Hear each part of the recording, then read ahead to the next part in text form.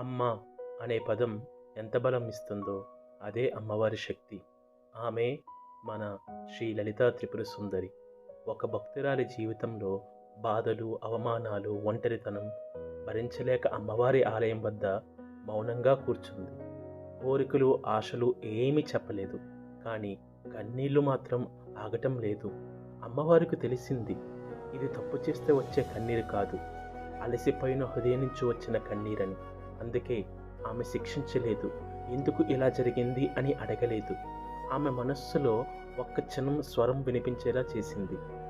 నీ విలువను ప్రపంచం నిర్ణయించదు, నిన్ను ప్రేమించే నేను నిర్ణయిస్తాను అని ఒక ఆకాశవాణి చెప్పింది. అది మాట కాదు, ఒక బలం. ఆ మాట తర్వాత జీవితం నెమ్మదిగా మారటం మొదలైంది. చిన్న చిన్న అవకాశాలు తిరిగి వచ్చాయి. మళ్ళీ గౌరవం తిరిగి వచ్చింది. మనస్సులో తెలియని ఒక ధైర్యం ఏర్పడింది. అమ్మవారు గొప్ప వరాలు ఇవ్వకపోవచ్చు, కానీ సరైన సమయం, సరైన మనస్సు, సరైన బలం మాత్రం తప్పకుండా ఇస్తారు. అమ్మతో జీవితం ఎలా ఉంటుంది? సమస్యలు మాయం కావడం కాదు, వాటిని ఎదుర్కొనే శక్తి పెరగడం. ఎవరు అర్థం చేసుకునే రోజు కూడా లోపల నుంచి ఒక బలం వచ్చిందా మీకు ఎప్పుడైనా? అమ్మ నా కోసం ఉంది అనే భావన యాదృచ్ఛికం కాదు, అది అమ్మవారి స్పర్శ.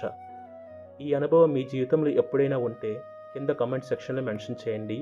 అమ్మ నా బలం అని రాయండి. Thank you for watching. Subscribe to my channel.